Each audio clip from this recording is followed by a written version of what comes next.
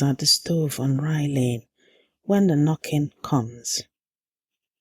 She has made enough food for 6 people. She does this every Saturday. Has done for 11 years, since her husband died and her children scattered to Enugu and Toronto and Houston. The pot is always full. The table is always set for 2. The second plate is not for a guest. It is for the possibility of a guest. There is a difference. She lifts the lid. Steam hits the cold window above the sink. Her neighbour, Blessing, is in the hallway when Nnenna opens the door.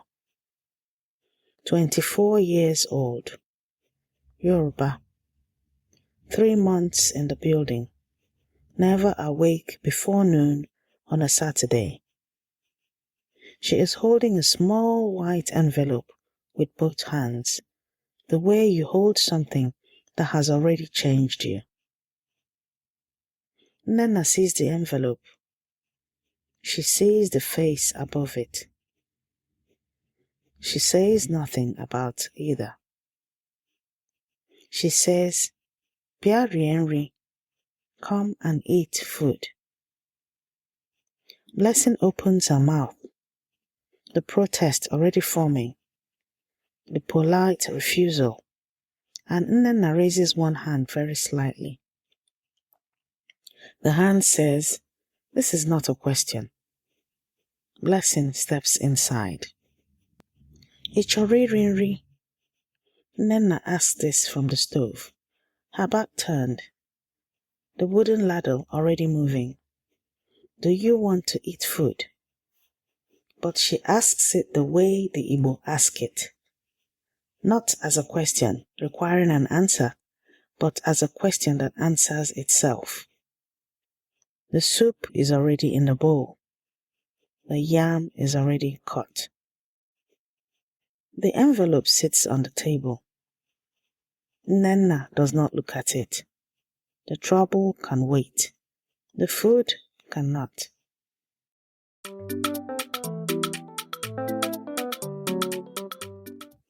Ndewo no. I am Yvonne Mbanefo, heritage futurist and daughter of the soil. Welcome to Igbo Daily Drops, Episode 59, Week 12, Day 4, Thursday. Today, the sentences that feed a person before you ask what is wrong.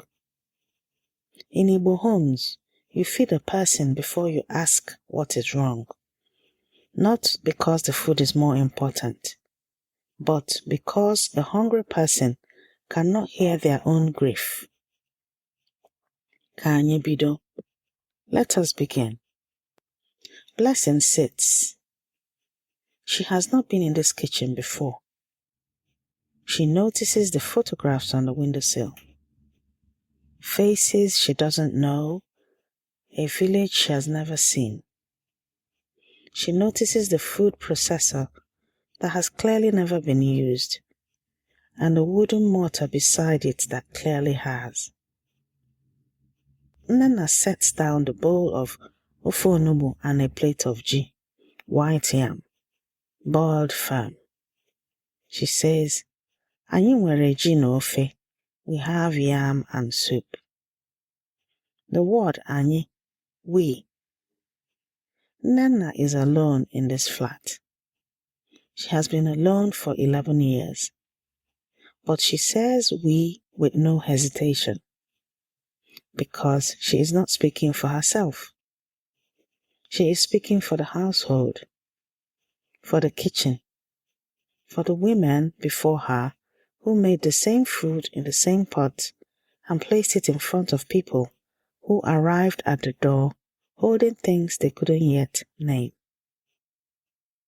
The soup is always made for more than one.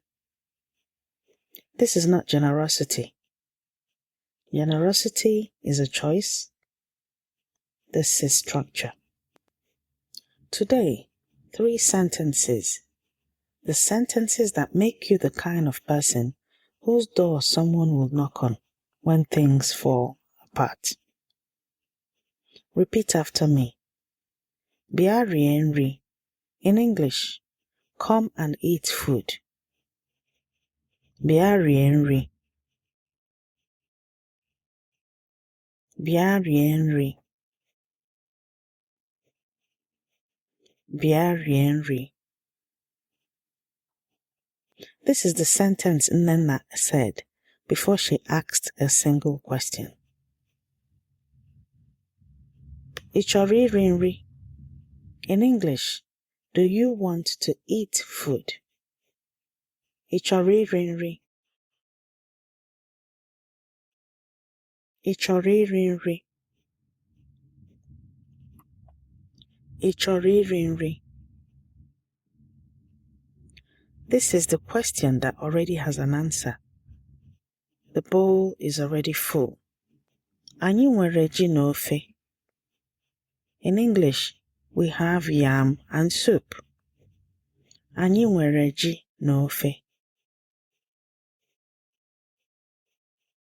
Anyị nwere ji na ofe. Anyị nwere ji na ofe.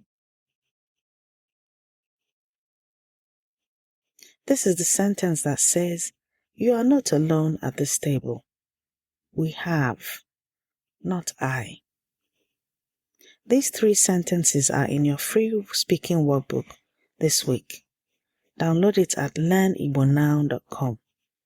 If you are driving right now, just listen. The workbook will be waiting. They eat without speaking. This is also part of it. Blessing finishes the bowl. Nnenna refills it without asking. Only then, only when the food is done and the bowl is resting on the table and the envelope is still sitting there, still closed, does Nnenna look at it. She does not reach for it. She looks at Blessing. Gwam, tell me. And Blessing tells her, in English, in Yoruba, in a language that needs no translation, the kind of telling that is only possible between people who have eaten at the same table. The proverb for this is ancient. Jide ji n'aka, asa agụụ okwu. Jide ji n'aka, asa agụụ okwu. One can only challenge hunger when they hold a piece of yam in the hand. You do not go into battle without the yam. The meal is not before the crisis. The meal is the preparation for it. Ejide ibe ji n'aka, asa agụụ okwu. Ejide ibe ji n'aka, asa agụụ okwu. One can only challenge hunger when they hold a piece of yam in the hand. In Igbo understanding, the yam in your hand is not only food. It is the condition for any hard conversation, any act of courage, any grief that must be survived. You arm a person before you ask them to fight. In Igbo land, we say the food comes before the question. Not because we are avoiding the question, because the question cannot be heard on an empty stomach.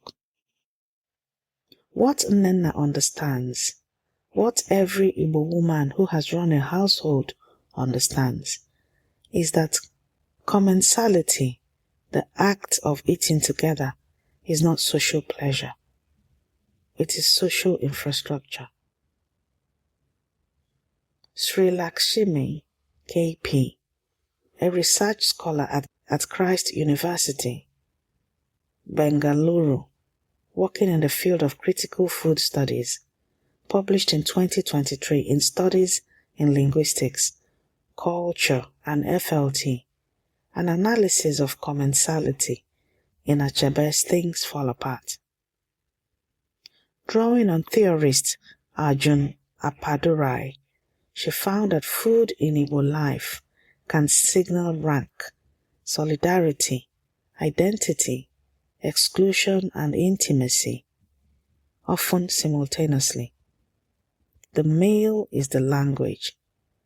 Every element of it encodes meaning. The Confucian tradition understood this too. Ritual eating in East Asia was governance by another name. The table a site of social contract. What Igbo women like Nnenna have always practiced: the meal before the disclosure, the bowl before the burden, anthropologists are only now naming. Hospitality is not generosity. Generosity is discretionary. Hospitality is constitutional. The Igbo kitchen doesn't ask permission. It acts first.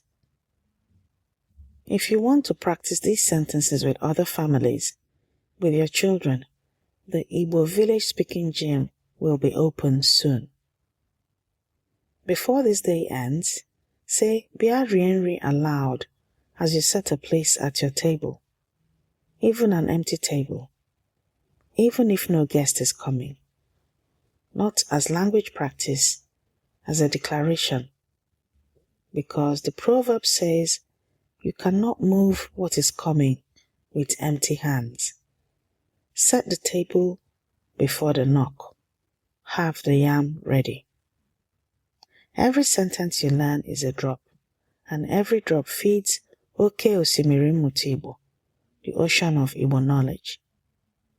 Grab your free speaking workbook at learnibonow.com. Rate us wherever you're listening. Your review is how another learner finds their way home. This has been your Igbo Daily Drop. Abụ nwanne gị nwanyị, Yvonne Mbanefo. I am your sister, Yvonne Mbanefo. Ka ụlọ gị bụrụ ebe nchekwa. May your home be a place of shelter and protection for yourself and for whoever arrives at the door holding something they cannot yet name. Ka anyị hụ echi. Until we meet again tomorrow.